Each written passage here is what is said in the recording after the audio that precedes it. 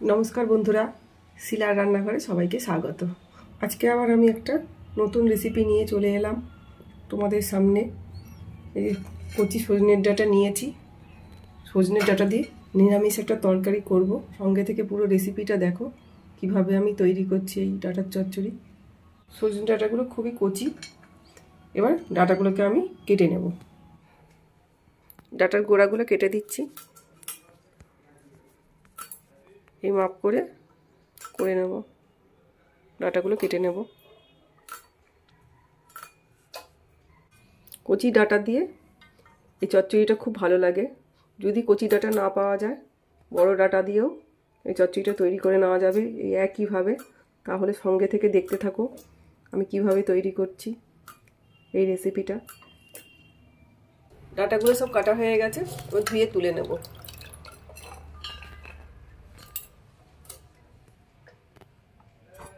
आलूगुलो सब छाड़िए निয়েছি।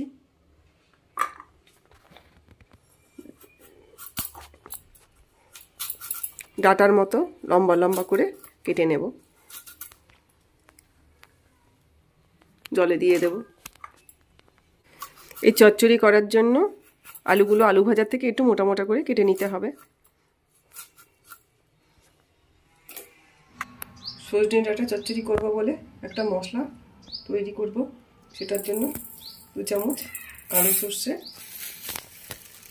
দিয়ে দিলাম, 1 চামচ সাদা সরষে দিয়ে দিলাম, 2 চামচ পোস্ত দিয়ে দিলাম, 3টে কাঁচা লঙ্কা এর মধ্যে দিয়ে দেব। দিয়ে জল দিয়ে 5 মিনিট ভিজিয়ে রাখব। পোস্তটাকে ভালো করে ভিজিয়ে নিতে হবে। গ্যাসে কড়াই বসিয়ে দিয়েছি। এবার কড়াইতে সরষের তেল দিয়ে দেব। আজকের রান্নাটা আমি সরষের তেল দিয়েই করব। এই রান্নাটা সরষের তেল দিয়ে করলে খুব স্বাদ হয়।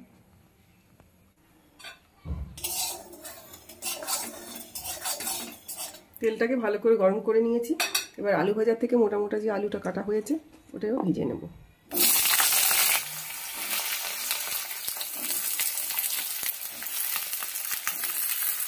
গ্যাসটা মিডিয়াম করে নিয়ে আলুটাকে ভেজে নেব। নাড়িয়ে দিয়ে ভালো করে আলুটা ভেজে নিতে হবে।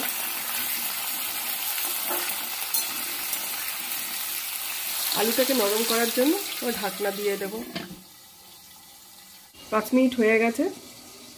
এবার সবকিছু মিক্সির জারের মধ্যে দিয়ে দেব তুলে।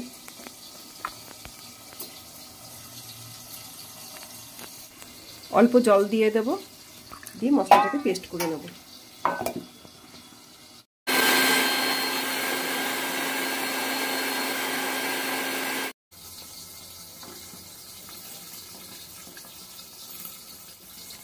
ঢাকনাটা খুলে দেবো। এবার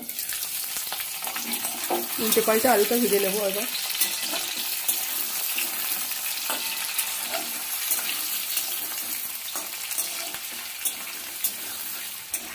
আর একটু আলুটাকে ভাজতে হবে, একটু নরম করে নিতে হবে।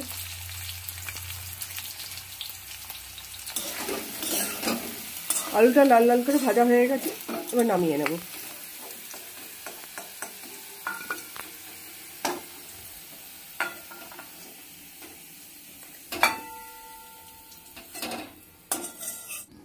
আলু ভাজা তেলের মধ্যে কালো জিরে ফোড়ন দিয়ে দেব। একটা টমেটো কেটে নিয়েছি, টমেটোটা দিয়ে দেব। টমেটোটাকে নরম করার জন্য লবণ দিয়ে দেব। ভালো করে নেড়ে দেব। টমেটোটাকে একটু নরম করে নিলাম খুন্তি দিয়ে। ভেজে নেওয়া মশলাটা এবার দিয়ে দেব।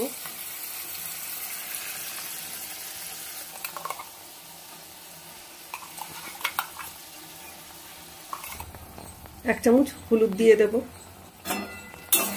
দিয়ে মশলাটাকে একটু কষিয়ে নেব।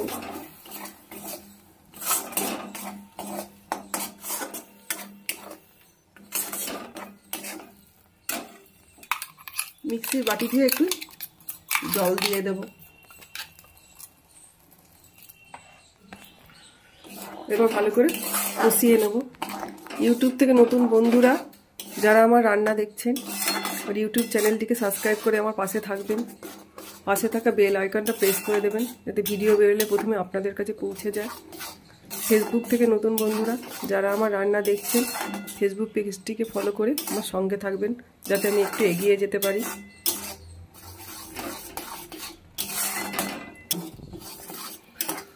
পুরনো বন্ধুদের অসংখ্য ধন্যবাদ যারা আমার সঙ্গে আছে, সঙ্গে থেকে আমার রেসিপিগুলো দেখে আমাকে এগিয়ে যেতে সাহায্য করছে। মিডিয়াম আছে মশলাটাকে সমানে কষিয়ে নিতে হবে।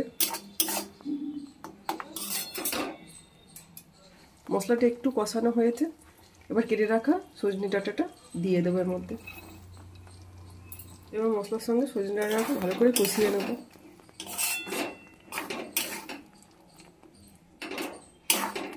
কত সুন্দর রং হয়েছে এই ডাঁটা চচ্চড়িটা। আমার এই রেসিপিটা দেখে তৈরি করে নাও বাড়িতে, গরম ভাতের সঙ্গে একদম জমে যাবে।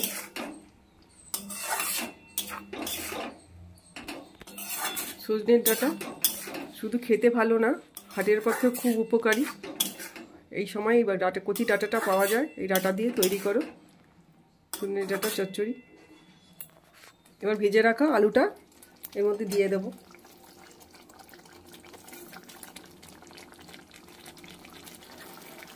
ডাঁটা আর আলু দিয়ে ভালো করে কষিয়ে নেব।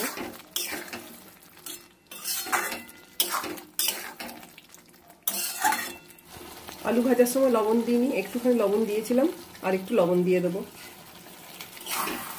ভালো করে কষিয়ে নেব। আমার এই রেসিপিটা যদি ভালো লাগে লাইক করবেন, কমেন্ট করে জানাবেন, শেয়ার করবেন।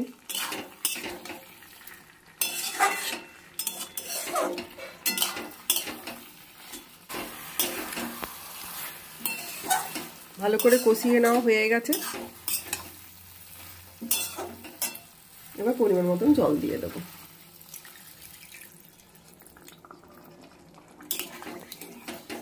নাড়িয়ে দিয়ে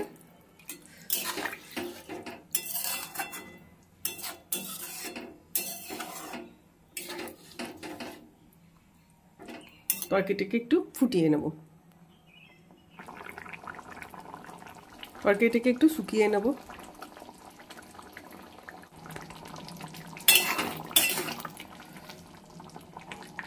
আলুগুলো সব নরম হয়ে গেছে, ডাঁটাটাও নরম হয়ে গেছে, কত সুন্দর দেখতে হয়েছে তরকারিটা, খেতেও ভালো লাগে খুব।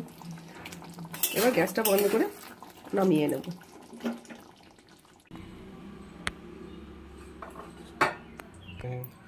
আমার এই রেসিপিটা দেখে আপনারা বাড়িতে বানিয়ে নিন। রেসিপিটা যদি ভালো লাগে লাইক করবেন, কমেন্ট করে জানাবেন, শেয়ার করবেন।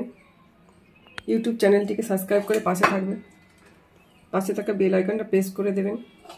ফেসবুক থেকে দেখলে ফেসবুক পেজটিকে ফলো করে সঙ্গে থাকবেন। দেখা হচ্ছে আবার অন্য কোনো রেসিপি নিয়ে। ভালো থাকবেন, সুস্থ থাকবেন, আমার পাশে থাকবেন। ধন্যবাদ।